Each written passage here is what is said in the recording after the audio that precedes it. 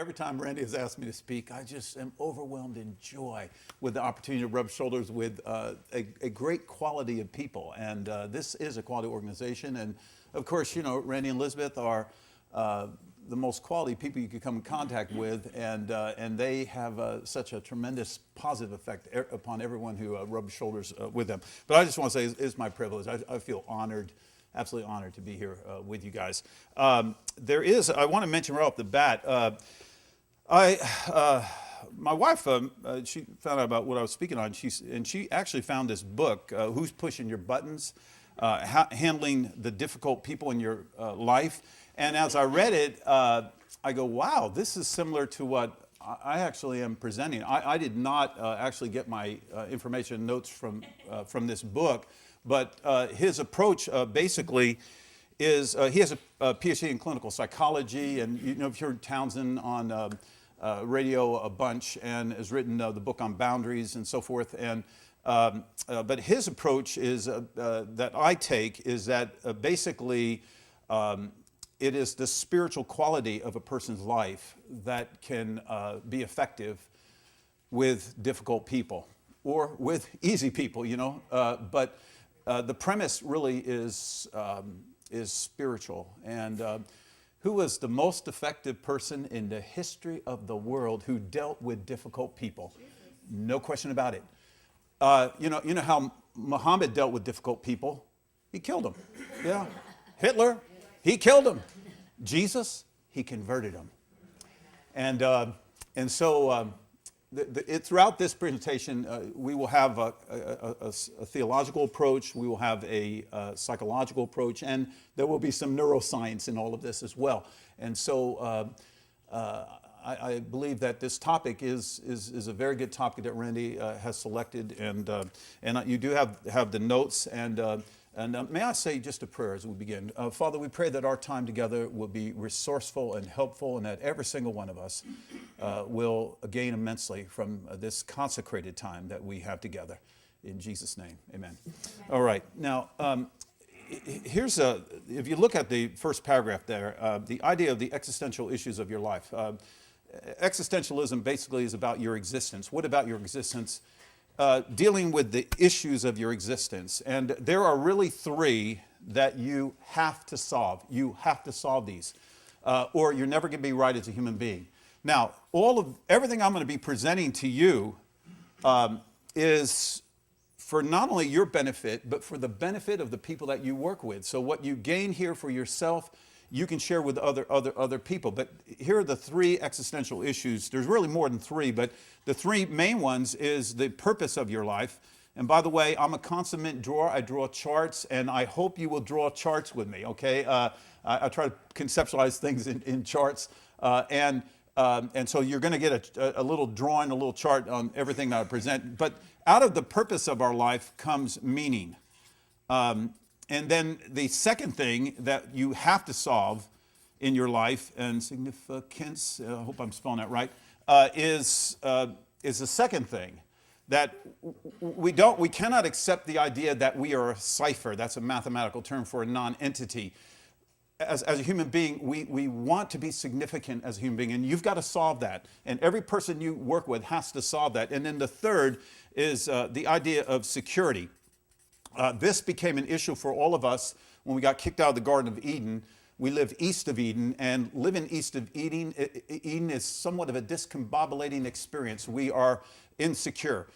In fact, yesterday I was dealing with a person who ostensibly comes across very, very secure. They're in a high-profile position, but deep inside, when I met with them in counseling yesterday, profoundly insecure. And so I want to tackle these for just a moment because you know, we have to be able to handle these existential issues in our own life, or we're just not going to do well as a human being. But we also have to help people to, and especially difficult. People are difficult because people haven't gotten it right as human beings. And these are some of the biggest existential issues. This cell phone's used for communication, but if I use it to dig ditches, what's going to happen to it? It's going to break, and then it will become meaningless. Now, the purpose of a human being's life is quite astounding. As a relational being, you were made for relationship. That's the purpose of your life. You're not a rock in the field. You're not a tree in the forest.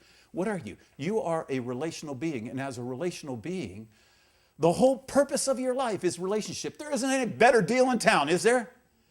It's the greatest deal in town. And so as a relational being, the purpose of your life is first relationship with God. And, I better correct myself. Not just relationship with God, but thrilling relationship with God. Thrilling relationship. And if you look at all these passages in the Bible about relationship, there's this thrilling element in every single one of these passages. And I wish I had time to go through those and to share all those with you. You'll be astounded in your thoughts about it. But then second, and then our relationship with other people. That is the whole purpose of your life. The purpose of your life is not to become rich. Now, you may become rich and wealthy, but that's not the purpose of your life. Out of this purpose, God very well may bless you to become very wealthy. The purpose of your life is not to get a degree. It's wonderful to have degrees. That's nice. But if that's the purpose of your life, if you say, my purpose is to get a degree, you're going to break. The guy I'm counseling here just recently, he was in school and he didn't get caught up in this purpose, but he's breaking. He's breaking. His life is coming apart because he hasn't discovered this purpose. And it's imperative that a person comes to understand the very purpose of their life. Out of that, they will think right, feel right, and behave right. Now, the idea of significance is taking actually the best of yourself and serving other people. And out of that, you feel significance. When I was I was asked to go to Peru to do some lectures at some universities there and in the barrios and several different places. Utter joy. And after I did about 3 seminars a day and for about 7-8 days. And then when I got back, I felt phenomenal. I felt great. Even though I was exhausted, I didn't feel pride. I didn't feel arrogance about the whole thing. I felt utter joy. I felt significance. Why? Because I took the best of myself and I poured it out to other people. Have you ever seen Extreme Home Makeover? What an incredible thing they're doing. And then afterwards, they interview the contractors, and in most cases, these big burly guys are bawling and crying and weeping. They can hardly control themselves. Why?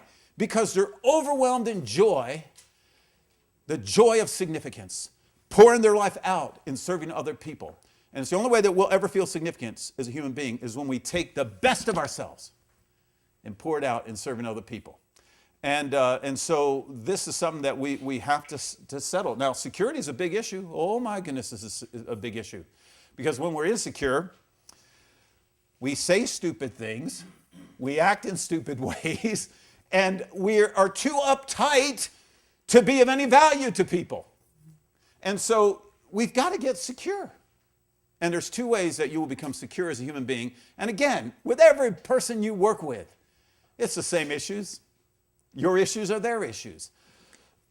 But security comes in 2 ways. The first one is you have to accept and believe the theological truth about yourself. The theological truth about yourself. What is the theological truth about yourself? You have value. That's 1.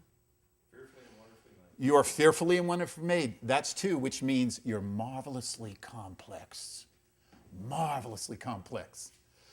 You are loved. No. You're dearly loved. Ephesians 5:1 says, as dearly loved children. Not just loved, but as dearly loved children. Boy, when it finally came, yeah, you're loved. Oh, yes, you're loved. I knew I was loved. But when finally it dawned on me, no. You're dearly loved. Whew, that changed everything.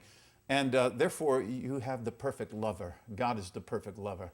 A girl sent me a text today. She just left. She decided to end a relationship with a fella because she says we're just not on the same page spiritually. And and I sent her back a quick text. I said, bravo. And because she has had a history of being desperate for a lover.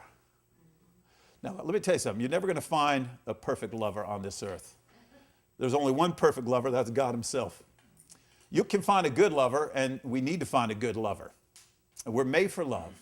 God wants us to be loved. He made us for love. He made us to give love. But you know, when you finally have the perfect lover, God himself,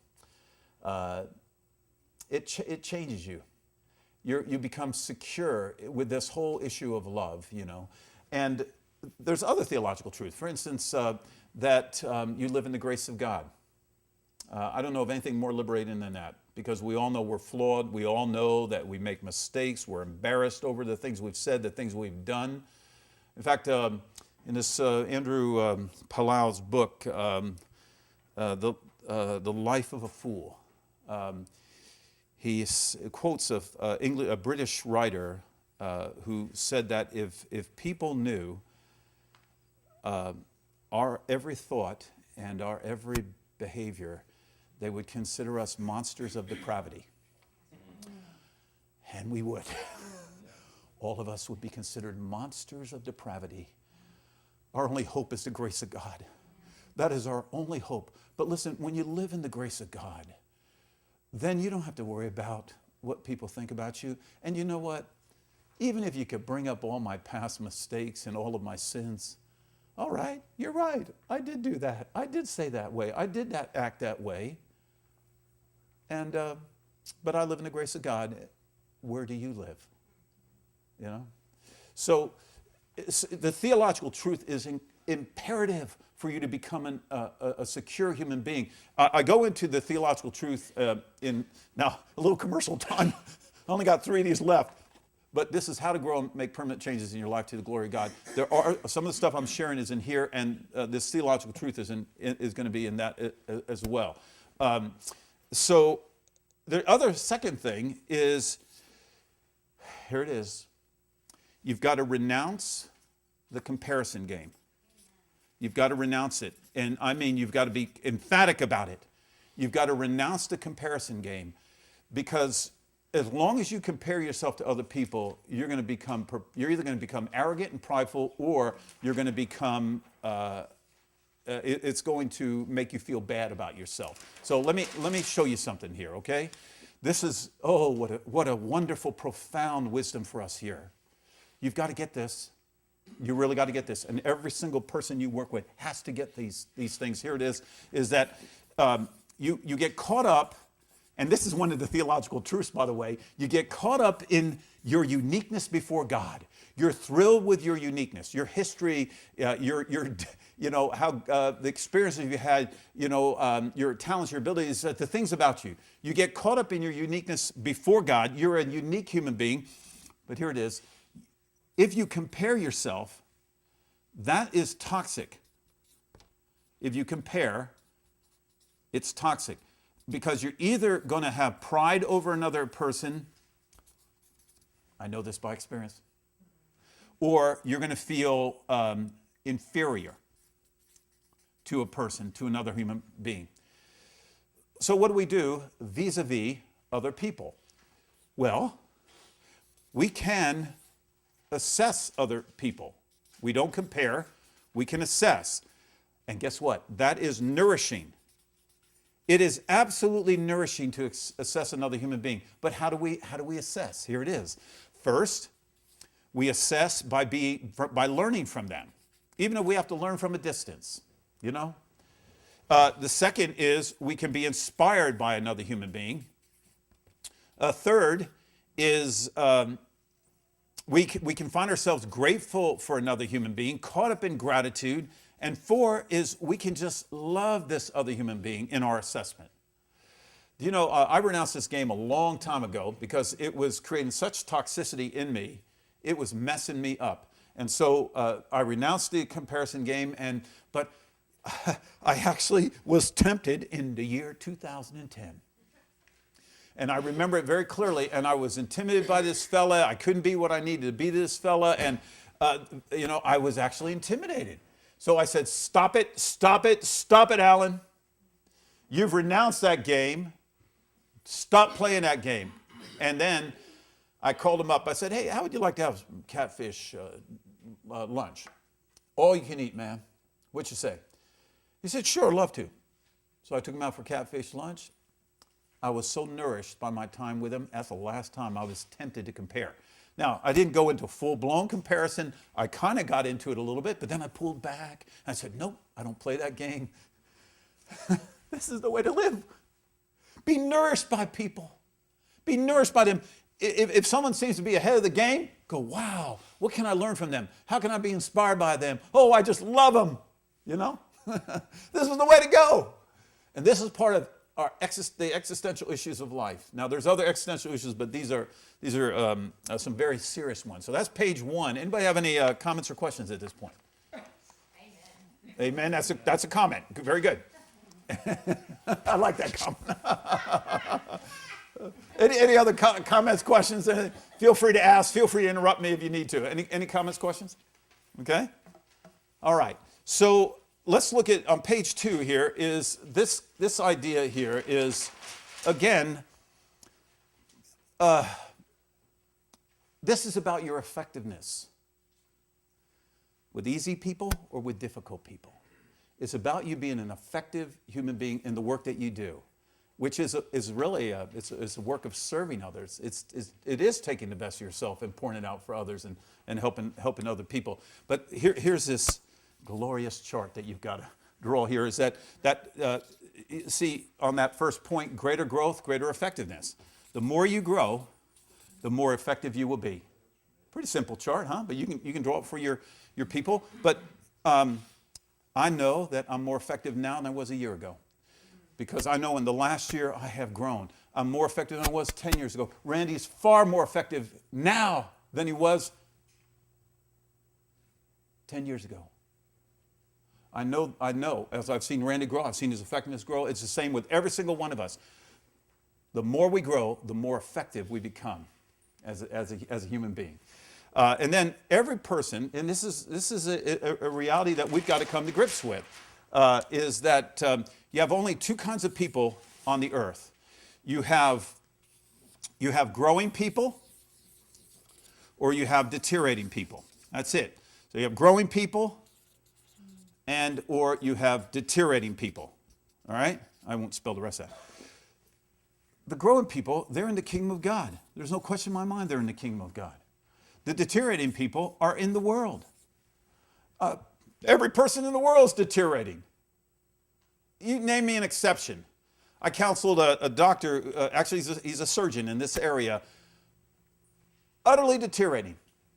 Life just going down. And I said, you're good at making a living, and you are horrible at making a life. The guy's deteriorating. Now, the good news is he's going to church now. He's getting it together spiritually. I mean, the guy would wake up on some street, having gotten drunk, fall asleep on his doorstep, but, with one shoe on. I mean, pee all over himself. Oh, I hope that's not too bad of a word here. I'm telling you this.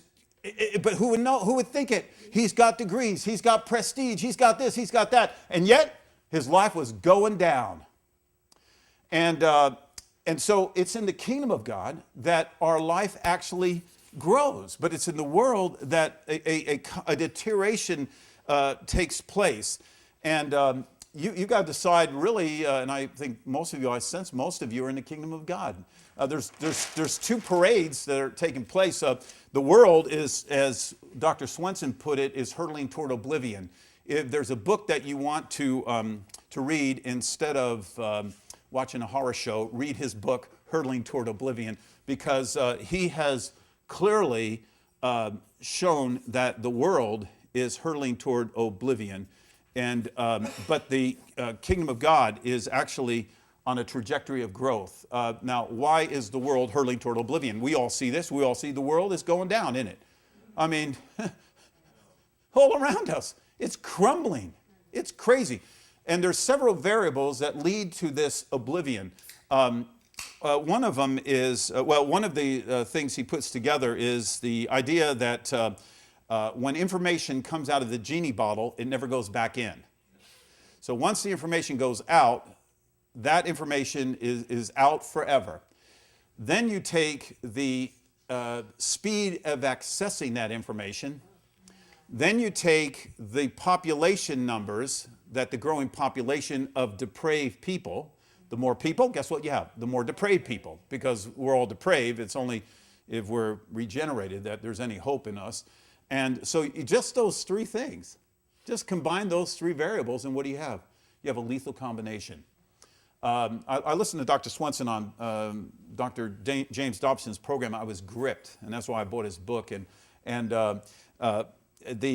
take an example, for instance, the atomic bomb. Only a few had that information, right?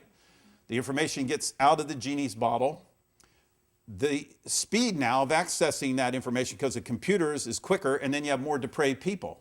So now we have more people who have access to atomic weaponry. North Korea, who knows? And another example, pornography. When I was a boy, I was a little depraved little boy, just like all you guys perhaps were, and we walked down the highway, we'd see a magazine, and maybe we'd find a porn magazine or something like that, thrown out the window or something like that, and some kid would get some porn, and all those little boys would go, freak out over that, and but you would be hard pressed to be able to get a porn back then, unless somebody's father had it, or but you couldn't. You had to go to the store, the luncheonette, and try to get. It was hard to get it. Okay. 100% of the high school boys I counsel are into porn. Not 90%, 100%. And what do you think? They got their cell phone. And if you got a high school 10-year-old, 9-year-old, 10-year-old, because some people I counseled, they were 9 years old when they first started getting into porn. They just have to hit a few buttons. There they are. And then they're into porn, they're downloading porn, and they're masturbating over porn. And I remember I told a high school boy, I said, now, why don't you do this? You want to grow? You really want to grow spiritually? Here. Tell your parents here's a cell phone. Mom, Dad, why don't you charge up in your room? Because I don't want to be awakened in the middle of the night. So, if you could just take care of that. You wouldn't do that. This guy, it's been years now, he has gone down and down and down and deteriorated horribly because he was not willing to eliminate this from his life. But see, again, this is an example. So we have over 1 million porn sites. And so the accessing of that porn at rapid speeds with more depraved people is a lethal combination. So the question you have to answer is, which parade are you going to get on? Is it going to be the kingdom of God, or are you going to get with the world and hurtle toward oblivion? And of course, I could share with you the case for the growing kingdom of God. We are so united. We've never been more united than we are right now. Max Lucado spoke to 60,000 ministers in Atlanta, Georgia a few years ago, and he had everyone yell out the name of your denomination. A lot of confusion. Then he says, yell out the name of your Lord and Savior. And everyone, Jesus. Oh, it was the most amazing, incredible thing. And all I can tell you is we have more translations. Do you know, we can now deal with every issue, every problem from a Christian perspective, from a theological perspective that anyone faces. We now have more people entering graduate level studies in counseling and psychology, evangelical Christians, than any demographic group. We are taking over the counseling field. We are taking it over. It is ours. We're reclaiming soul work. As I told this one attorney, I said, hey, we've been doing soul work for 2,000 years. And this is our legitimate right to do soul work. And we do it better than anybody else, because we have solved the existential issues of life. So every person, this is what you got, every person you come in contact with, they're either a growing person or they're a deteriorating person. And it's your responsibility, even through Premier, to be the light of the world, to be the salt of the earth, to have an influence upon them and get them on a trajectory of growth for their life. Because you're the leaven. You're an instrument of God. All right, now, the fundamentals to your growth and those you work with is, any questions up to this point? Anything? Okay, so the fundamentals to your growth and those you work with is every human being has to do this. They have to face themselves. What is the truth about yourself? It's only when you face the truth about yourself that you can you can grow as a person. You cannot change what you do not name. You cannot deal with what you do not identify. So you've got to identify things. Is it irritability? Is it anger? Is it selfishness? I have a guy who had a top car dealer guy in this area, and he's been seeing prostitutes. He spent $250 per encounter with a prostitute, and then he started doing a thing I never even knew about this, called the happy ending. Go to a massage parlor and you get the happy ending thing, and he was doing that. So I told him, I said, look, we got to face the truth about yourself. If you're not willing to face the truth about your sexuality, then there's not going to be any hope. But you've got to face the truth. And the good news is he has faced the truth about his sexuality. Things are on a whole new trajectory. He's starting to grow because he was willing to face the truth about his sexuality. That he has not built a appropriate sexual construct in his brain, which we'll go into constructs in a little bit. But the result is he has been functioning by an inferior construct, an inferior sexual construct that has really been destroying him. So we've got to face the truth about ourselves. And you know, as my one mentor said, you can tell anybody anything if they really believe you love them. You can tell people the truth about their life if they really believe you love them. But you got to love them. You got to love them. And we'll touch on that a little bit further as well. But helping people face the truth about themselves is a very significant thing we must do in the lives of people. And then people have to take it coast to coast. So you see here, from birth to death, you got to take this thing coast to coast. The gravity of the world is so great that it can pull any one of us down. You know, any one of us could destroy our lives this very week, couldn't we? We know that. If we don't maintain moral and spiritual momentum, we're going down. Because the gravity of the world is too great, and it is going to pull us down unless we maintain moral and spiritual momentum with our lives. And this is a very important thing for us to realize, because you know, you can't just stagnate and you know, if a plane's flying and it just says, oh, we'll just kind of stagnate a bit and hang, the gravity is going to pull the plane down. So we must maintain moral and spiritual momentum. Now, uploading short-term memory, this will be helpful, I think, for us to, in our own lives and in the lives in working with people. The average person can hold about 7 thoughts in short-term memory, the average person. So a lot of times we have to use some gimmicks to keep this in our mind. For instance, if I tell myself that when I see the Draper's front door, I'm going to go back and grab me a brownie. If I tell myself that, okay, Alan, when you see the Draper's front door, you're going to turn around, you're going to go get you a brownie. You know, in all probability, that's what's going to happen. When I see the front door, I'm going to turn around, I'm going to go get me a brownie. So a lot of how we function is based on what we upload in short-term memory.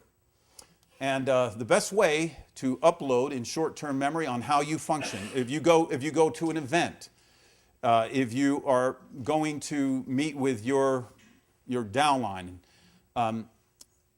deliberately uploading in your short-term memory how you're going to function, what you're going to do with people is a very strategic thing. I think the best way to do it is in prayer with God. I do this every morning while I'm on my little elliptical. Just kind of, I do my Acts prayer, ACTS, and I upload in my short-term memory how I'm going to function that day. And we function on the basis of concepts that we upload in short-term memory and also in long-term memory. And of course, if we get used to something being quite habitually utilized in our brain, it will become it will start building a construct in our brain. And again, we're going to cover that. We're going to cover that right now. And that's the idea of building constructs in your mind. Yes, please. Uh-huh. So then what you're basically saying is not just praying, but also making decisions about how you're going to That's right. react. That's right. And there's some other things, not just prayer, but prayer is I think a beginning place. I love Psalm 5:3. In the morning, O Lord, thou wilt hear my voice. In the morning, I will order my prayer to thee and eagerly watch. See, there's something about anticipating. But there's other things that you could use. Use neurolinguistics. Neurolinguistics, that what you say to yourself, you are what you say to yourself. And that by saying, like when a ball player goes out on the field, what is he saying to himself? I'm going to have a great game. I'm going to play well. I'm going to get out there. I'm going to, I'm going to score or whatever. And neurolinguistics are another thing. And then the other is using creative images. And creative images, and I may be getting ahead of myself a bit here, but creative images can actually affect you dramatically in your performance and everything you do. I know a lot of times if I'm in a situation I'm going to speak and I'm feeling uncomfortable. Just a while back I had to speak at a church in Dallas and I was feeling just a little bit uncomfortable, so I decided to go into my image.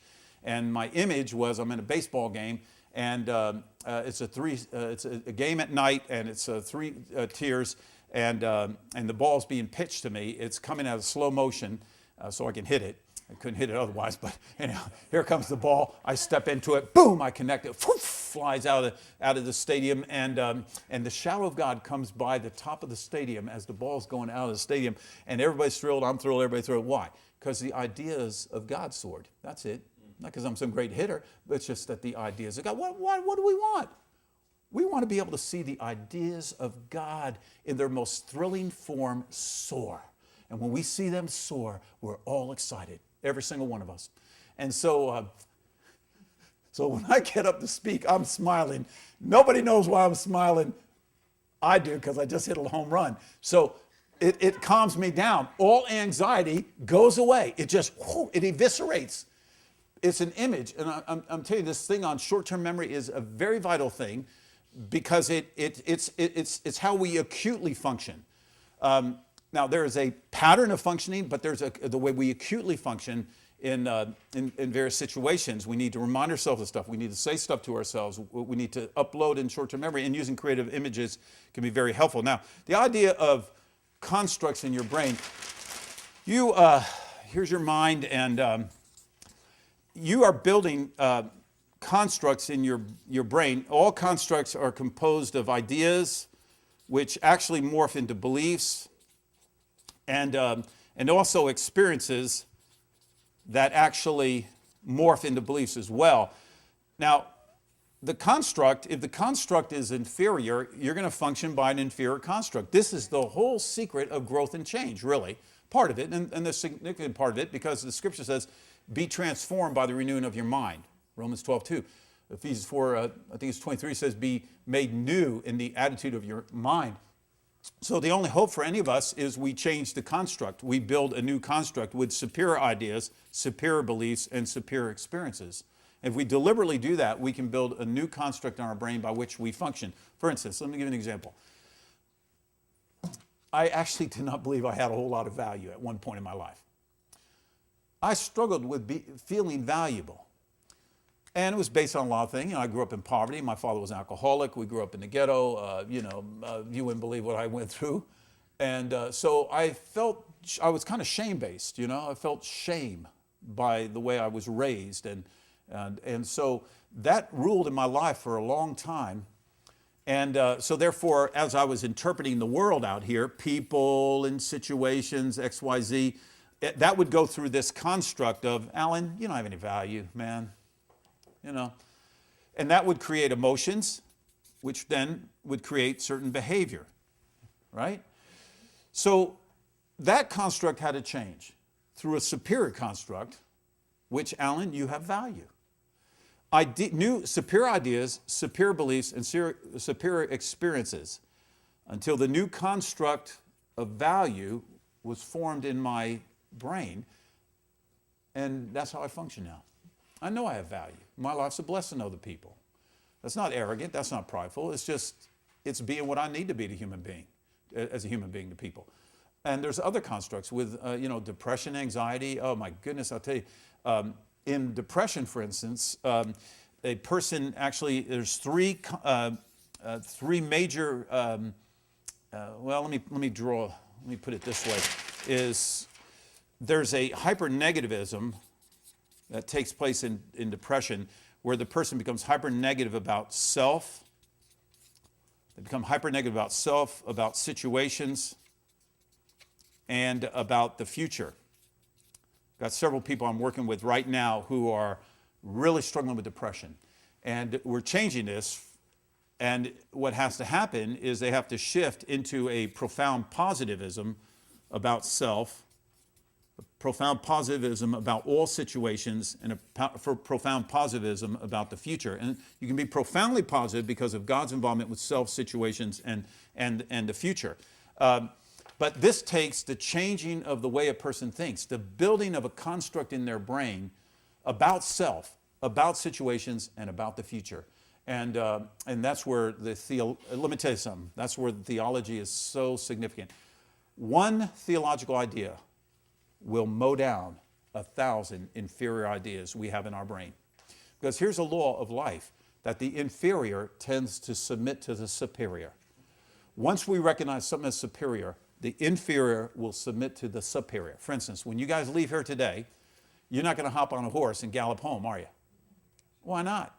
Most of human history have done that. What's wrong with you people? You're going to get in a car, aren't you? Because you've discovered the car is a superior idea. It's much superior. You have ideas about the car, you have experiences with the car, and you have beliefs about the car. So therefore, you function by this superior idea about or belief about cars.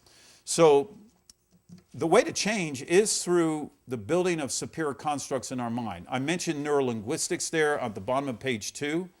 I have a guy, neurolinguistics, this guy is on crack cocaine for a couple decades. And his name's Jim. And amazing. He believed he had no power over crack cocaine. Now that's a belief. I said, well, let's do this. Let's throw some crack cocaine there on the floor. And you step on crack cocaine, and let's see if crack cocaine can wrestle you down and knock you down, and let's see what kind of power it has. In fact, you can urinate on it. You can defecate on it. What do you think crack cocaine is going to do? You think it has any power over you? Now, he didn't try that in my office, but you know, happily. Yeah. Do you know that guy? He started... I have power over crack cocaine. Crack cocaine has no power, and then all I need is God. I don't need crack cocaine. All I need is God. Do you know that guy's been off crack cocaine over 700 days? Over 700 days. In fact, at least once a day in counseling, I usually call, hey, Jim, how many days now? Hey, tell this person about how all I need is God. Do you know, I do vows every December 31st and Easter. I got some new vows, and I gave up donuts for all 2000. Remember 2011? I gave up donuts. I gave up chocolate chip cookies for I think 2000. I've given up soda for life. You know one way I've done that? All I need is God. Now you say, why all that? Why are you going to that length? Well, because I believe we need to develop self discipline in an age of self-indulgence. Listen, self-denial in an age of self-indulgence. And Easter, a number of years ago, it occurred to me, God asked me to give my life up for him. Could I do it? Oh, yeah, I think I could. But yeah, really? You mean, you think you can? You can't even give up chocolate chip cookies. What's your problem? You think you can you give your life up to God, you can't even give up donuts? What's your problem? In other words, the thing is that we have to realize that we have, by the way we think, the power to almost accomplish, any growth in our life. Growth. I'm talking about growth in our life. Changing growth. Tell people, you change 12 major ways you think about yourself. You walk out of this office a changed person. All you have to do is change what you believe. Well, anyhow, so this idea that we get caught up with the superior concepts, use neurolinguistics. So all I need is God. You know how many times I had to say to myself, Alan, you have value, before I really started believing that, which actually gets the neurons going. The dendrites actually start exploding off of the neuron. Here's your neuron here, which is a very complex little thing. And what comes out of this is dendrites. And do you know how many connections every brain cell can develop? You're not going to believe it. It's infinitesimal. It's actually 40,000. every brain cell can develop 40,000 connections, and the information is stored on these dendrites, the experiences, and you literally can store. By age 30, the person has to store 3 trillion ideas in their brain. 3 trillion. You have a far greater capacity than that, really. But by thinking and saying and imagining, you start expanding this in your mind, and you build the construct in your brain, the superior construct. It grows in your brain. So, any questions about any of this? Thoughts, comments, questions? Anything? Carolyn Leaf in her book. Carolyn Leaf, yes. Touched my brain on. Right. She talks about the trees when a concept comes Right. in, and it's moving among the trees of the brain. And is that what she's talking about here? The Right. dendrites that are That's right. correct? That's right. Exactly right. Yeah. And none of us are going to be able to change unless we do cognitive work. I have people who use cognitive flashcards where they go over these ideas over and over and over and over again until they start building this in their mind. The dendrites start expanding, and the imagination that goes with it, and the thoughts that build upon that, builds a significant construct in your brain. You literally have thousands of different constructs. We actually talk about a conglomeration of constructs that you have, or a constellation of constructs that you have in your brain. So anyhow, this is all needed in our growth as a person. Now, on page 3, the top page 3, I talk about utilizing creative images. I've mentioned that a bit. But now let's narrow down this a little bit more to this idea of knowing and assessing people. Behavior is a window to the soul. The whole point of assessing and knowing a person is so that you can help him or her grow to his glory. That's it. So when you come in contact with people, you're coming in contact with flawed people. You may be coming in contact with disordered people who have various personality disorders. So I kind of look at it that we have to delineate with people, and we have to figure out, can we help people or not? I tend to think I can help almost anybody out, but I did text a guy just saying, I told him I think it'd be best if, I don't believe that I'm the person who can help you in your journey. And really, I did not think. Just from his correspondence to me, I just believe I'm not the person to help him. But I think we need to delineate people, and we have to say, can I help you? Can I not help you? Is this a good person I can connect with? And we'll go into detail on that a little bit more. But, you have healthy people. You have flawed people. They have flawed idiosyncrasies. One of my flawed idiosyncrasies is I tend to hum when I eat.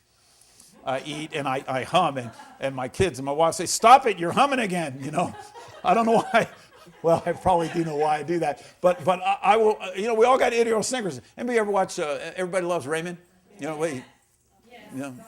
Robert, he's got to touch his chin here we all got little idiosyncrasies, about us. But, you have flawed idiosyncrasies, and then you have emotionally unhealthy people, and then you have disordered people, and then you have evil or insane people. Now, I think that we Pretty much covers our whole down line. yeah. Actually, the Hebrew word for evil is ka, and ra is kakos is the Greek, and ra is Hebrew, but it's a stain that cannot be removed. It's something that is so indelible it cannot be changed, and so that's why in Proverbs 29 verse 1 says, and Billy Graham used to often quote this text of scripture, there is a way, a man who remains stiff-necked after many rebukes will suddenly be destroyed, and that without remedy. Person can get to that point. Remember in Romans 1, God gives them up, right? So you've got that level, but I think that we've got to be, excuse me? Proverbs 29:1. Proverbs 29:1. We've got to decide, on what level can we work with people? I think that disordered people, it's really a specialized work, and it really takes someone who's really trained to work with this. And again, I'm talking about people who are grounded in a relationship with God are the best people to work with disordered people. I work with many disordered people, and I know that if God is not in the equation, the formula is not going to work. And so God's got to be in the equation in this work with people. But you have emotionally healthy people who have anxiety, or they have depression and some other issues. Maybe they might have some phobias or something. You've got to, as you grow, you become more adept in working with people. But you have to be able to delineate people and determine, am I going to be able to really be a resource to this person. So this may be helpful to you as you work with people. If you sense that a person is disordered on this way, I would you might want to bring in. That's why Elizabeth sent people to me. They actually send a lot of people who are kind of down here, so they can be more effective for them. So finding resources in your communities. Say, hey, I know somebody. Here's somebody you could kind of work with. We're in an age of with disorders, with plenty of people who are codependent. Codependency comes by being hurt by love, ultimately. Unloved, deficiently loved, insufficiently loved. And therefore, one becomes insecure about being a lover or insecure with love, and then they become desperate for love. Not wise with love, but desperate for love. And then out of that desperation, they try to control another person, or they subsume into that other person's life. And then the relationship breaks down, because a relationship's about a dance. It's not about controlling somebody or subsuming into somebody. It's about a beautiful dance. So what happens to people is most of us, we get through this bad exposure to people, we develop emotional sunburn. Just kind of, if you had bad sunburn and I touched you, Marty, what's going to happen? If you have bad sunburn, you're going to what? You're going to flinch. You're going to react, right? You're going to pull back. And when someone reacts viscerally and has a strong reaction to you in some way, there probably maybe some emotional sunburn going on. And so in difficult people usually have emotional sunburn. Difficult people have some of these unhealthy patterns that they've developed, that possibly are disordered people. And so what's the hope for people? Well, they've got to get some kind of healing to this emotional sunburn. And I believe I had emotional sunburn at one time in my life, just through all of the experiences I went through as a childhood. And so I react too quickly to things, and, I responded too emotionally to things. I know where that came from. But, once you get the emotional sunburn healed, you respond. You become a responder. It's very important for us to learn to respond, not to react. And one of the imperatives has to do with how we assess life. Let me show you this something. If we are, let's say there's this tree. Let me use this by way of illustration. Let's say this tree, it has no fruit on it, right? So we see this tree, it has no fruit on it. So we get all upset. The tree has no fruit on it. We're all upset. We fixate on the tree with no fruit. That's called subjectivism. And I have a lady right now I'm counseling. She's highly subjective. She's emotional in every relationship. I have her reading a book by Beck called Love Is Never Enough. It is the most imperative read, I think, for everybody. Love Is Never Enough by Aaron Beck. And he deals with how we interpret people. And it's about really more in a marital relationship thing. But I'm telling you, this girl doesn't have a prayer for any healthy relationships if she does not come out of subjectivism. She is subjective. What are you talking about? Well, things happen, she personalizes it. Things happen, she magnifies it. Things happen, she catastrophizes it. Things happen, she focuses on a little thing. The little dot on the barn, man, She's highly subjective. And I told her, I said, there is no way you're going to have a relationship with anybody on the earth in a romantic sense unless you learn to become objective. And what objectivism is, you look beyond the tree and you look for the facts. What you discover is there's about 5,000 trees out there and they all have fruit on them. So why are you uptight about this one tree? And the fact is, if you look up to God, God says, I'll give you 1 million trees all with fruit on them, that's called objectivism. Objectivism. And in your work with people, you have to be supremely objective.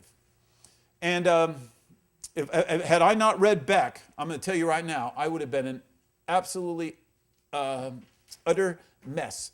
Because Beck helped me to examine how I think and to become more objective as a thinker.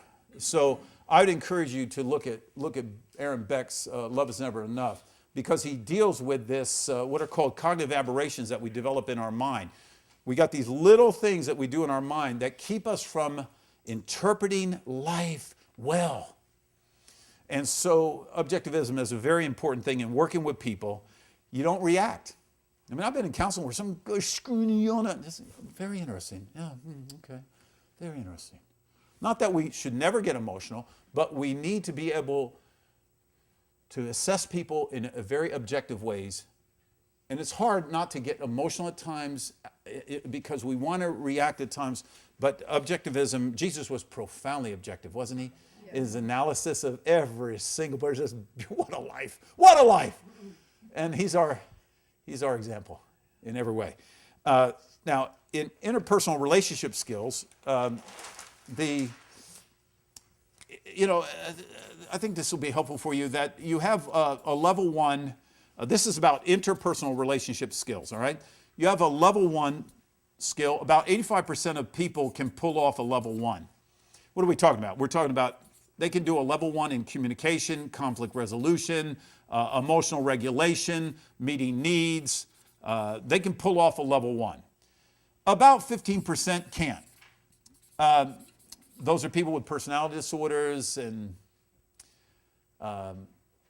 mostly personality disorders and very serious emotional issues. They just can't even pull off a level 1. About 5% of this 15% are unemployable. They're never going to be able to work for anybody. Now, you have a level 2. Level 2 interpersonal relationship skills are a lot more demanding. It's in a marriage. It's in a close business partner relationship, a close friend.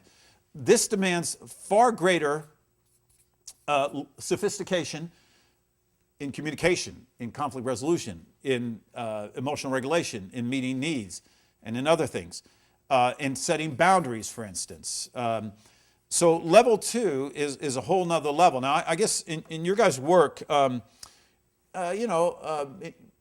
you've got a lot of level 1, right? But then you may have some level 2 going on in your work with people that is just far more demanding, and it's in communication and so forth and so on. About the percentage is not real good, at least for marriage, where you have about 63%, possibly 64%, and so you have about 36% who are pretty good at this, but a lot who are not very good at level 2. Even Ted Turner, CNN, he said I can form this news organization. He said I can win a yacht trophy. I can win the pennant with the Atlanta Braves. He said I can do all this, but have a successful marriage. Can't seem to pull that off. After his 4th marriage, he said that. And of course, Larry King, same thing after his 7th marriage. So, I mean, there's a lot of people who can't pull off level 2, but as we grow, we develop these greater abilities on level 2. Okay, any questions right now, up to this point? Anything? Comments, observations, questions? This is awesome. Okay, nice comment. I like that. You just take things and make it so, understandable. What's the use if we don't, right? And so, I'm hoping that all this will be applicable to not only to your own personal life, but also in the work that you do with people. You will become very effective. I'm telling you, you will become very effective in working with people if you grasp these things. And you develop this level of discernment with people, you will become very effective with people. And so now let's look at then the page. Okay, questions? Yes. A quick question. When you're talking about objective versus subjectivity, and I know this is mainly for us to look at, but when we're looking at people that we work with, if we have somebody or people that are focused on the one thing of being objective or subjective versus the bigger picture. For example, that something particular is causing a problem in their business, and then all they're focused on is that is causing the problem for Right. the whole entire business. To get them to look out and say, well, look at all these other jewelers that are good. Are there certain tools or Yes. tips that we can use to Right. help them Yeah. see Oh bigger my goodness. and Yes. help them- There's a whole thing on how to become an objective thinker versus a subjective thinker.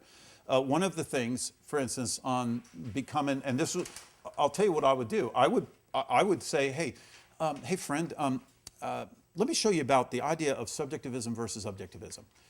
Do the same thing I did. Just say, you know, you got the tree here. You get all freaked out over the tree, and you know, but you know, if you look beyond that tree, to just look beyond it, you're going to find there's 5,000 trees. You look up to God. God says, "I'll give you." I had a kid about a month and a half ago, who was planning on committing suicide. In fact, it's kind of at the last minute. His friends actually found him. The mother found all these notes and stuff like that. He was going to jump from a tower, kill himself. You know what? He got caught up in subjectivism because he was failing world geography. His father said to him, "Son, if you don't do better on this, I'm telling you, I'm going to have to send you to military school." Well, did his dad really mean that? Not really. Just kind of threw it out there as a little threat, you know, and everything. He freaked. He's a sensitive kid. I'm doomed. And he decided he was going to kill himself. So I actually explained to him. I said, "Son, let's look at this. You're being subjective. Do you see how subjective you are? Fixated on this one thing. You could have ended your life here. But you've got to look at the facts here. You're doing great in all these other things. You're bound probably for an Ivy League school, perhaps, you know, with your intelligence. You know, I mean, there's so much here ahead of you. But anyhow, if you explain the difference between objectivism and subjectivism, that will be helpful. Second is, okay, let's be a little more objective here. What are 3 facts that we can pull in that will help mitigate this emotionalism? What are 3 things and what do you think God would say? What if God's looking at the big picture? What do you think God is seeing? You know, that even through your struggles, guess what's happening to you? You're being deepened as a human being. Even through your struggles, you're being deepened. And so you see, you can't lose. You cannot lose if you objectively analyze things, because in God's world, He always leads us in triumph in Christ Jesus, and all things work together for good to those who love God, to those called according to His purpose. So helping the person pull out of subjectivism into objectivism is a marvelous thing you could do with people. And again, Jesus was the most objective thinker, beautifully objective in His analysis of every situation. Okay, yes. I have a question about the comparison. Okay. So, I mean, I've actually had somebody say to me, physically say to me, I can't go to training, I can't do that because when I see those people, training makes me feel bad about me. That's what, because, you know, we do Yeah. supporting people. Yeah, so the reason she refuses to go is because when she leaves, she feels worse about herself than when she walked in. Yeah, you got to tell her, honey, you got to renounce the comparison game. It's toxic. It is poisoning your soul. What was the first? Adam and Eve, they ate the fruit. What was the next sin? Cain. What did Cain do? Compared himself to Abel. It drove him to murder. See how bad comparison is? Absolutely terrible. And so I would say to her, you are making a horrible mistake here in comparing yourself to other people. You must get into nourishing relationships with people. Let me instruct you, whatever her name is. Let me instruct you, Susan. There is a nourishing way to interface with people. This is a toxic way. This is a toxic way. Do we have some napkins there? This is a toxic way of interfacing with people.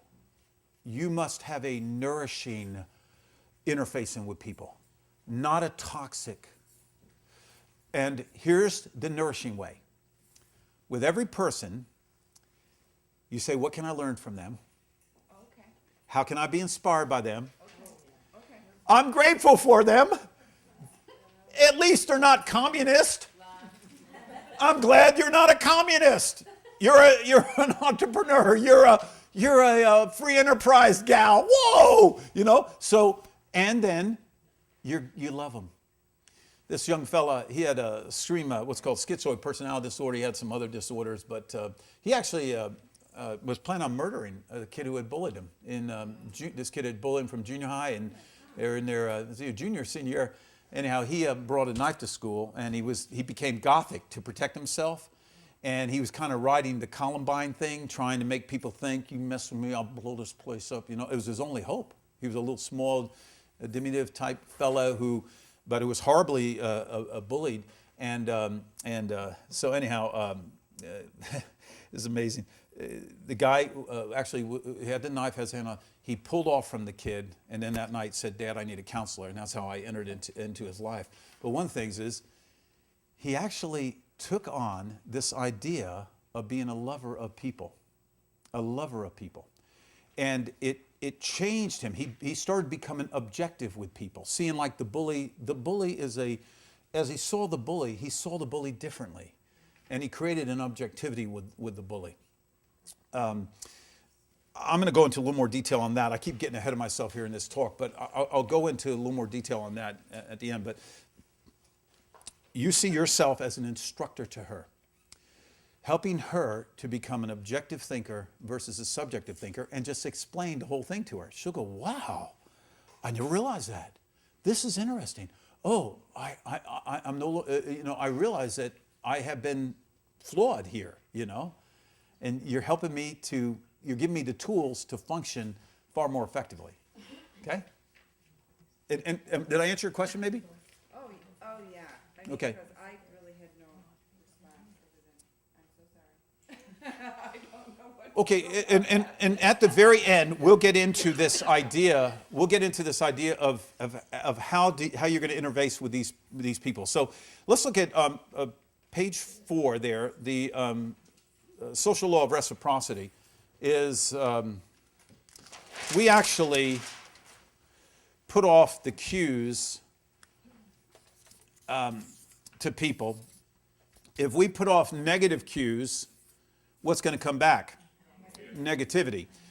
So in the social law of reciprocity, what we put out is what we're going to get back. If I walk into this room and my eyes are down, I'm kind of glancing up with these furtive looks, and I'm kind of, you're going to, that's going to put out some vibes that he doesn't want to talk to me, or he doesn't, he doesn't, he wants to be left alone, or he's scared of us, or whatever. But if you walk in and you smile and you're engaging and, you're putting out different vibes, right? What's going to come back? What happens in the social law of reciprocity is people who send out negative cues, they believe that people don't like them, they don't care about them, that they're self-centered, these people out here are just out for themselves. So they send out these negative cues, and then when the negative cues come back, guess what they say? "See, I was right. I was absolutely right. These people are mean. People are out for themselves. People don't care." Well, who sent out the vibes? Who sent out the cues? You did. And I tell people, I said, you take responsibility for the cues that you sent out. You want friendliness? You want people to embrace you? You want people to like you? Then you send out the right cues. There's a lot of people I work with. It's called the likability factor. That if you actually build your likability factor, you're going to be liked. And guess what? You're going to be liked a lot. Randy and Elizabeth are liked a lot. Why do you think? Likability factor. They are high in likability, very high in likability. So you build this likability factor in the work you do with people. I don't know, you have to assess what kind of cues they put out. Is it negative reciprocity? Where are they at in the likability factor? I actually have a whole thing on how to increase the likability factor, And people need to learn this stuff. And again, my challenge to you is, just do this marvelous work with people through Premier and have impact on the most fundamental levels with people, and these are just some of these fundamental levels with people. All right, so you have the social law of reciprocity. The idea is that people will affect you, but they must not determine you. This is something you must grasp and others must grasp, is people will affect you, but people must not determine you. And so there's only one person who is going to determine you, and you determine that only God is going to determine me emotionally. Oh yes, people will affect me. They will have an effect upon me, an effect, or you could put that they're going to affect, but it's God who will determine, it is God who will determine me emotionally. But you have to actually say that, God, you're the only one who's going to determine me emotionally. You will not affect me. Oh, you will not determine me. You'll affect me. I'm a social being just like you. You will affect me, but you will not determine me. And you've got to resolve that. Or otherwise, people will drive you crazy. You know, you'll go nuts.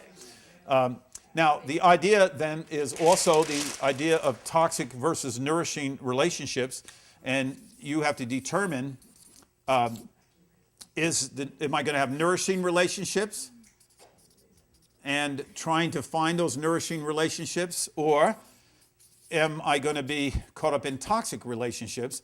And some couple really good scriptures, like 1 Corinthians 15:33, do not be deceived, evil companions corrupt good morals. I love Psalm 119:63 that says, I'm a companion of all those who fear thee and those who keep thy commandments.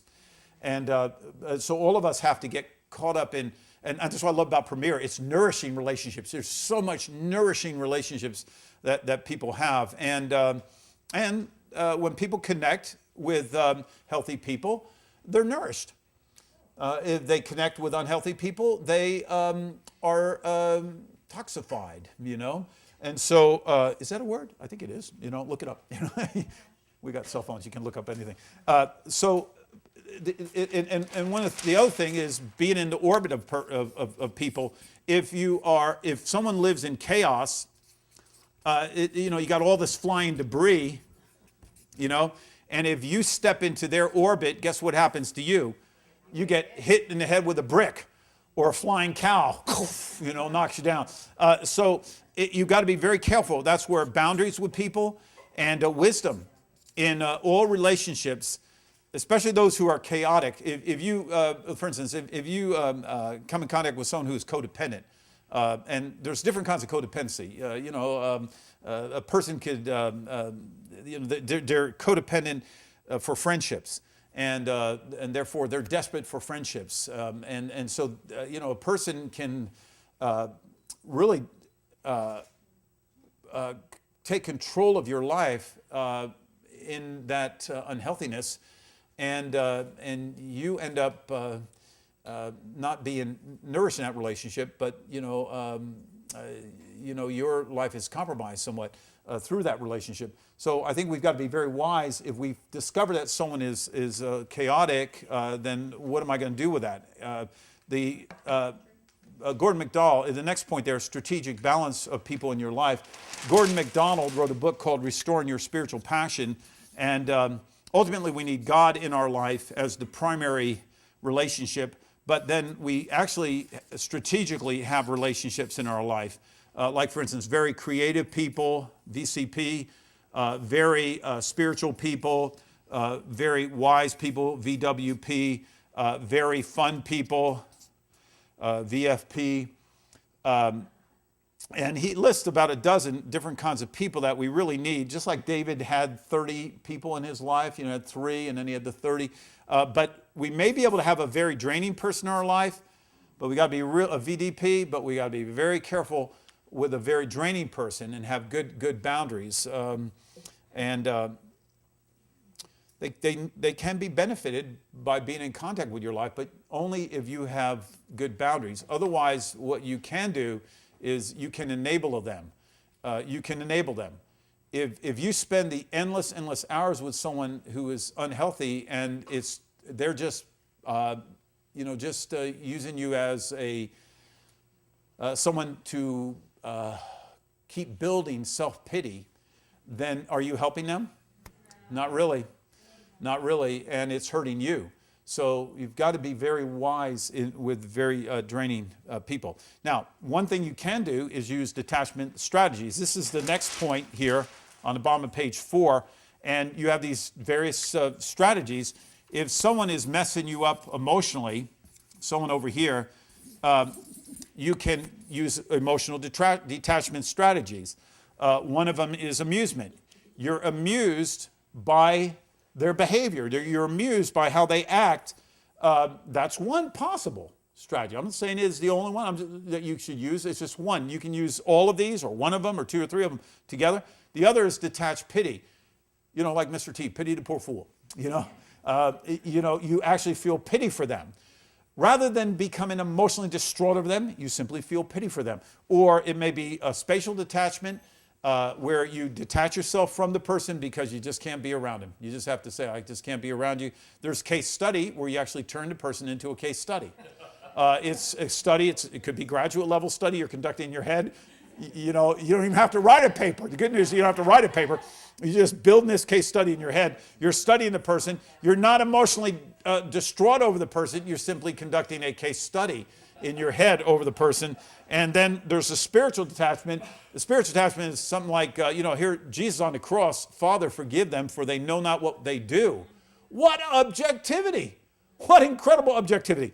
But you see, it's a spiritual detachment where you even determine, hey, I'm going to change this person's life.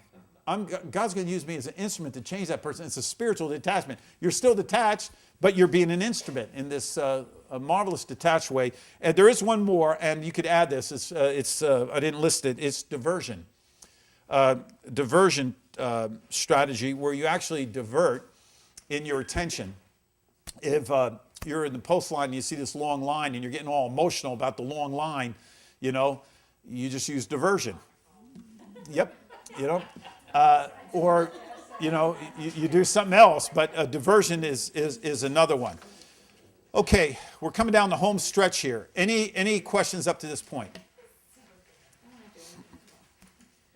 Yes. Just straight getting cite 110, 210, 310, and biblical application, all in about an hour and a half. Yeah, on out. There you go, brother. Thank you. Can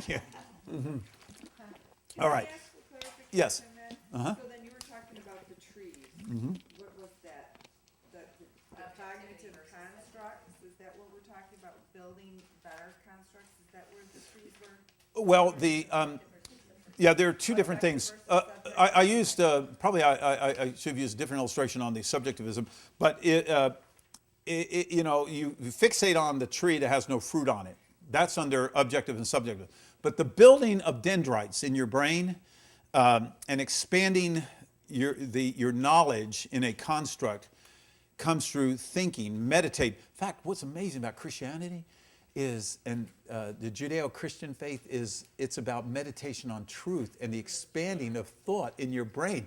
Not so with the Hinduism. Not so with the New Age movement. It's hum, and you get caught up in nothingness. The idea is just nothingness, and so I guess nothing's developed in their minds because they're not really focused on anything. But we're building truth in our brain. We're building these constructs in our brain. So will love is never enough help with that? it will help in the idea of being objective versus subjective. It will. Yeah. Oh, absolutely. So The like best if book ever somebody written. reads that book, It- they'll hopefully, if they can be objective enough to actually read it, they'll find some truth in it. Oh, absolutely. To No. help them with their Yeah. fixation Now, on things. and I have to tell you, Love is Never Enough is not a kumbaya book. Sure. A fluffy kumbaya. It is nuts and bolts, hardcore cognitive behavioral stuff, analyzing the brain, how we function, how we interpret in a very practical way in people's lives.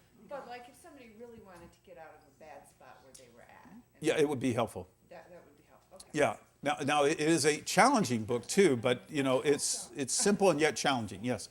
I think the trees are kind of like what Tom Barrett says, the bugs on your windshield. Uh huh. And we focus On the bugs, yes. windshield, Yeah. not Yeah, we get a big crash, right? Yeah, that's right. We focus on the bugs, and we're not looking, and then we get a big crash because we're subjective. Right. Very good. Excellent. Yeah. All right. Let's turn to page 5 as we kind of wind this thing down. Is the idea of it being assertiveness? You may want to look at. I wrote a whole thing on assertiveness here. You may want to look at that. I got some copies there if you want to buy them. They're $12.95, and This is a whole treatment on how to be an assertive person. I'm going to give you just a couple points on assertiveness. One is the idea of why do we need to be assertive in the first place?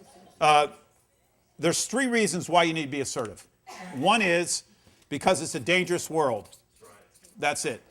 If you are not assertive, you're going to be used, abused, manipulated, cajoled, and you could be even killed. You've got to be assertive. And all young people have got to learn assertiveness. We have to learn assertiveness. It took me years to learn assertiveness. And there's reason why we're not assertive. If you grow up in a family where everyone's dominant around you, you're not going to speak up because you got all these dominant people around you, and then you become passive compliant. You don't learn to become firm, to stand up for yourself. Because when you try to stand up for yourself, well, mama, what are you talking about, girl? Be quiet. Then, you're not going to say anything.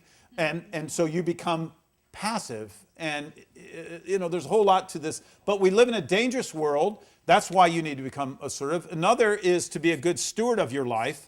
These are points that I'd write them down. To be a good steward of your life. God's gift to you is your life. Your gift to him is what you do with your life. And being a good steward with your life. A steward with your money. A steward with your time. A steward with your emotions. A steward with your energies. A steward with your property. You have to be the good steward of your life because you are being a responsible person when you're being a good steward of your life. And then also more effective. If you are assertive, you will become tremendously effective. This is one thing I wish I would have learned when I was younger. I think I would have been far more effective far earlier had I learned to serve. And I am assertive now. But, you almost have to get to the point if you get tired of being used and abused and, cajoled and manipulated. And finally, enough's enough. Stop it. You become firm. And so anyhow, these are reasons why we must learn to be assertive. Now, here's a couple ways to do that. One of the most effective ways is you assume moral, spiritual high ground. Here you are up here, someone's down here, and you challenge this person to moral, spiritual high ground. You do it 2 ways. One is you point out the behavior, you point out the bad behavior, and then you challenge the person to high ground, to the higher moral, spiritual ground. For instance, if the spouse is getting angry and uptight, you say, honey, you're getting uptight and angry. No need to get uptight and angry. And honey, the anger of man does not achieve the righteous life God desires. Have a good day. And you step away. That's it. Detachment is the way to go, I'm telling you. But Jesus did this all the time. Jesus was marvelous. He didn't you stinking lousy person down there on low ground. Come on. He pointed out the bad behavior and then he challenged them to higher ground. And we must be experts like that. We challenge people. I find it so effective in working with people. You don't condemn them on lower ground. Now you point out the bad behavior, but then you challenge them to higher ground. It's very effective. But you have to find what is the moral, spiritual high ground in any given situation. You claim it, you take your stand there, and then you challenge the person to higher ground. Okay? All right, then the idea of a thinking assertively, we function on the basis of concepts that we have in our mind, and you will not be assertive if you do not think assertively. If you think assertively, you will be assertive. So the idea of assertiveness, if you even say yourself, I'm assertive. Now if you say, no, I'm this shy little thing, little bunnies hiding in the grass, if you say yourself, no, I'm assertive, I'm a good steward of my life. You see, you tell yourself that you are this kind of person.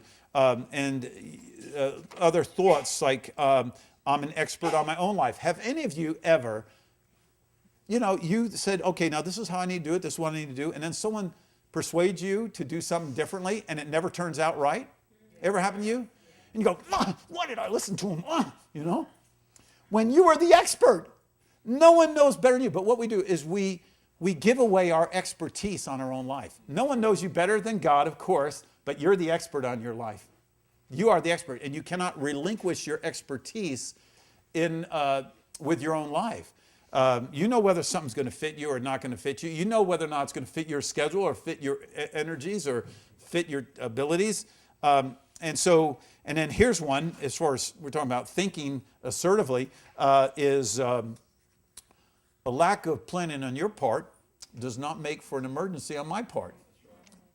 Is that a good way to think? Yeah, because everybody's got these emergencies and they're trying to get you to rescue them from their emergencies. And then your schedule changes and everything goes out of whack. Now, I don't mean, it doesn't, you see a few times when Jesus allowed someone to come into his schedule and he said, okay, we're going to go to the centurion's house.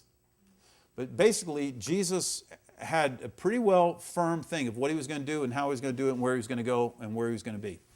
But anyhow, we need to think assertively if we're going to become assertively. And then communicating assertively, there's another thing, like, let me be clear. That helps you to be assertive, right? Or, someone says whatever. Well, nevertheless, this is what I've decided. See, you've got to communicate assertively. Or you could even say, well, I need to think about that. Before I make a decision, I need to think about that. It would seem to me, for you to be effective in your work, you've got to be assertive. I have one of my sons, Lan's pretty assertive, and I think that has been that has blessed him in his work because he's been assertive. And I mean, he's in ministry now, but he's done fragrance, he's done healthcare products, makeup and stuff like that. The one quality he has, he's very assertive. Now, assertiveness can be misinterpreted, right? Because I used to think assertive people were mean. They're being meanie. Now, meanness is meanness. Assertiveness is assertiveness. But you can misinterpret a assertive person as being mean. But they're not. They're being assertive. They're what we should be, right? So it's for your effectiveness, learning to be assertive is imperative. And then with that, establishing boundaries. Boundaries with your health, that is what you eat, what you don't eat. Boundaries with your time, boundaries with your money. Being able to establish boundaries will help you become more and more assertive. Now, any questions up to this point, and then we'll end with this last section here. Any comments, questions? I just like how you, ultimately throughout this entire thing, you continue to weave back in the need for the superior construct. That's right. So that everything else comes under the submission of that. Uh-huh. And that as we evaluate our thoughts, our actions, which ultimately come back to our thoughts, if we do not have a superior construct, we are always going to be living our life by those inferior things, which get us where we don't want to be. That's right. And you're doomed. You're doomed by the constructs that you build in your mind. So you have to build these, and you deliberately can build these constructs. That's what, for instance, cognitive behavioral therapy is all about. John, I don't know if you do the cognitive behavioral therapy, that's probably a lot of what you do. But if you build those constructs, then the person will function in these superior ways. But you've got to help them build the ideas in their thinking. Yeah. Okay, let's go to the last one. And the idea is the way we interface with people. There's powerful ways to interface with people. And images that really affect us. It's what we get in our mind, about who we are, our identity. And we live by these identities that we have in our interface with people. I've got some people I'm working with who are shy, and their identity is, I'm just this shy person. Well, guess how they function? They function as a shy thing. And let me tell you, shyness is not genetically predisposed. Absolutely is not. It is cultivated in the person, through modeling in family or otherwise, but it is not biologically determined. It's a construct in the brain that's built from the youngest ages. Now, I understand there's personality types and that type of thing, but shyness is not considered a healthy way of functioning as a human being, but it's based on a construct in the person's mind. Now, here are some powerful identities that we can take on, images that we take on in the interfacing with people. One of them is the idea of being a lover. Remember I said you can tell anybody anything if they really believe you love them? Now, we think of lover, just sexual lover. No, we're not talking about it. We're just being a lover of people, just taking on this identity of a lover of people. And just like Jesus. That going back to the illustration of that fella Chad I told you about, he would stand before his school, and I told him this, you see Jesus coming into you, and you looking at the school like he would look at the school. And be a lover. And I'm telling you, all intimidation went away, social anxiety went away, everything changed. When you're just a lover of people, you could be in the presence of the toughest, meanest, baddest dudes, and you won't be intimidated if you truly are a lover of people. The idea of being a servant to people, an instrument or a servant of people. You're there to serve people. You're not to prove that you're this or that or you're better or something. You don't play those games anymore. You're simply a servant to people. And all intimidation goes away when you're simply, how can I serve you? I'm your servant. How can I be a servant to you?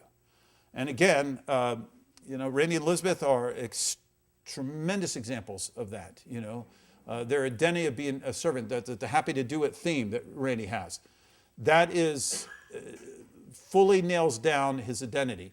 And in that identity, don't you feel, Randy, you function in a very calm way with people because you're a servant to them, and in an effective way because you're helping them in the journey of life? And so therefore, you can do so much more if in that kind of identity than if you assumed other identities. So the idea of being an instrument or a servant, and then the idea of being a blessing. My life is a blessing to people. Versus I have nothing good to offer people. If you take on this identity that my life is a blessing to people, I'm to bless people. And once we get these concepts in our mind and we work with these concepts, it will overtake. It will be the default construct in our brain. Our brain will immediately default, as we practice it, it will default immediately to functioning like that. And that will become automatic, that we function as a lover of people. We function as a servant to people. My life is a blessing to people because your brain immediately defaults to that construct that you build in your mind. So I hope these things are helpful to you. Do you have any questions at all before we kind of close things out here? Yes, John. I've been assertive, participating challenges to be, rather be blind sides. That's the idea of like resistance, right? I'm sorry, Knowing where your blind spots may be, not the blind spots where you might be ambushed or blindsided or stopped. That's the idea of resistance that it normally Yeah, I didn't even cover that, the idea of in assertiveness. I think it was supposed to be in the notes or something, maybe it wasn't. But we get blindsided if we, very good point, this is very important. If here we are, we're facing this way, and someone hits us up with something, we've got to know how to respond. We can be blindsided, and therefore it's imperative for us to anticipate how we could possibly be blindsided so that we have automatic responses, even rehearsed responses when we're blindsided. For instance, just last week, again, in the Dallas-Fort Worth area, you're hit up with people who have buckets and they have an organization to represent it and they want a donation. Well, I have determined I will not give to any organization unless I know what they are, what they're about. So therefore, when they come to my window, I say, well, give me some information about your organization, and I will, if I feel led, I will give to your organization. I just don't automatically give money. I don't do that because I need to be a good steward of my money. I'm not stingy. I'm telling you, there is no stingy bone in my body. Not stingy at all. But I'm not going to give my money to an organization I don't believe in, and I'm already committed to other organizations. Yes. So you've got to be a good steward. But if you determine what your response is going to be in advance, you won't be blindsided and thus taken advantage of, you see. So I'm sure you guys get hit up with all kinds of stuff, I'm sure. But, yeah, understatement. Yeah. Okay, any other questions at this point or comments before we close? All right. Interested in the material, let me know, and God bless you guys. Great to be with you. Yeah.